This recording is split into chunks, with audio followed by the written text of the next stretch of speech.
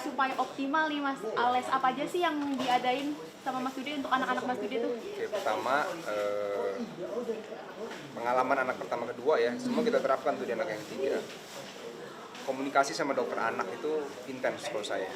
Jadi ada apapun yang saya mau tanyakan, saya bisa chat kapan aja lah gitu ya.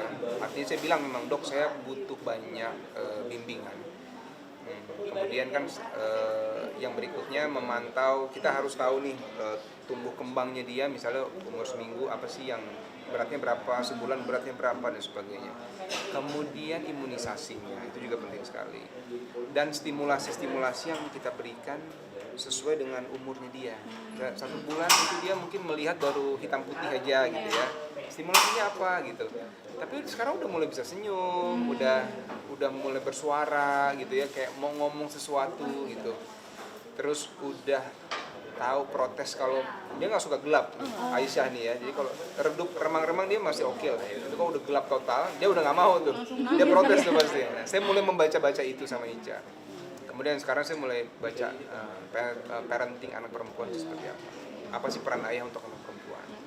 Jadi ibu untuk anak perempuan seperti apa? Nanti pengasuhannya seperti apa? Itu lagi kita coba pelajari sekarang. Nah gimana nih baru sebulan udah jadi ayah dari tiga orang anak, Iya, itu ada nggak sih kesusahan atau keriuhan yang dirasakan sih? Iya, jujur waktu Aisyah lahir itu memang saya jadi nol lagi ya untuk merawat bayi karena rentangnya 7 tahun sama Malik kan. Jadi begitu lahir saya sama Ica banyak nanya sama suster pertama ya, sama dokter anak. Kemudian sama dokter laktasi. Karena kuncinya anak itu kan di ASI dia dan dia nggak bisa makan apapun. Jadi kita belajar lagi berdua. Apa sih support suami untuk istri yang lagi menyusui itu apa gitu. Ternyata ada fungsinya. Saya pikir kan itu serahin aja sama istri. Ternyata ada, ngasih support, pijitin sedikit. Karena ada pijitan yang khusus buat suami ke istri yang memang lagi ngasih ASI ke anaknya. Nah itu saya baru tahu itu di anak ketiga gitu. Jadi supportnya itu sebenarnya banyak banget. Membuat suasana hatinya nyaman. Kemudian karena kan harus bangun tiap 2 jam ya si bayinya kan. ASInya Ica, insya Allah dia pengen kayak Renda Malik sampai 2 tahun. Nah itu kalau nggak ada environment yang kuat dari suami, nggak ada support dan sebagainya itu ya apa namanya, takutnya ada yang sesuatu yang tidak seimbang gitu ya. Jadi saya berusaha lah sebaik mungkin. Itu sih paling kalau saya sekarang. Nah kalau untuk abangnya nih Rendra sama Malik ada les khusus nggak Mas? Sekarang kan udah mulai dewasa gitu, diikuti les apa atau apa gitu? Oh les belajar, ada kemarin dia kayak untuk olahraga memang tapi dari sekolah udah ada ekskul basket sama futsal. Kemudian kita panggil guru ngaji khusus buat di rumah memperdalam Quran sama bahasa Arab. Kemudian kalau bahasa Inggris tuh sama ibunya, dan ibunya pernah kuliah di luar juga. Jadi ada kalau pelajaran bahasa Inggris saya bilang sama Ica, bisa nggak Ica yang kasih, karena kan Ica yang paham nih anak kita kayak apa nih ya kan. Kemudian nanti setelah ini saya lagi planning mungkin beberapa bulan ke depan bela diri saya mau masukin mereka gitu ya. Tapi gitu anaknya laki-laki semua ya Mas Iya ya? betul. Sama berenang kita sudah masukin dalam mungkin 3 bulan terakhir inilah dia sudah berenang. Mas gimana nih, udah ada nggak sih persiapan untuk seorang putri nih? Karena kan biasanya papa tuh lebih posesif ya. Itu gimana sih Mas? Udah ada nggak sih rasa kayak posesifnya tuh udah ada dari sekarang atau mungkin masih belum terlihat? Dari lahir saya melihat dia keluar dari perut Ica karena saya di ruang operasi kan.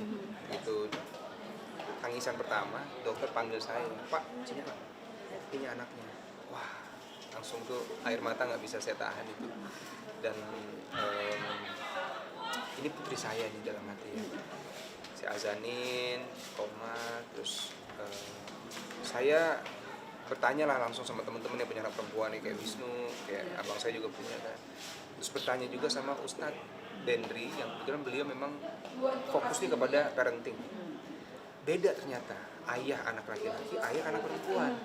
Pendekatannya beda, cara ngomongnya lain, sentuhannya pun lain gitu ya. Ada batasan-batasan. Nanti dia bondingnya kuat sekali dengan para ayah gitu. Mungkin yang perempuan bisa merasakan ya gimana kekuatan bonding ayah dengan anak perempuan. Apa yang harus dia rasakan. Itu saya lagi coba siapin sih sekarang ya. Nah terakhir ini Mas Dude sendiri punya tips gak sih buat upgrade kemampuan anak-anak Mas Dude nih, apalagi sekarang kan nambah 1 lagi gitu. Apa sih tipsnya gitu buat upgrade orang tua? yang jelas secara ilmu dan skillnya harus terus dikasih ke mereka ya, karena anak zaman sekarang ini kan informasinya dari mana-mana gitu ya, dan kita harus mengakomodir itu tuh.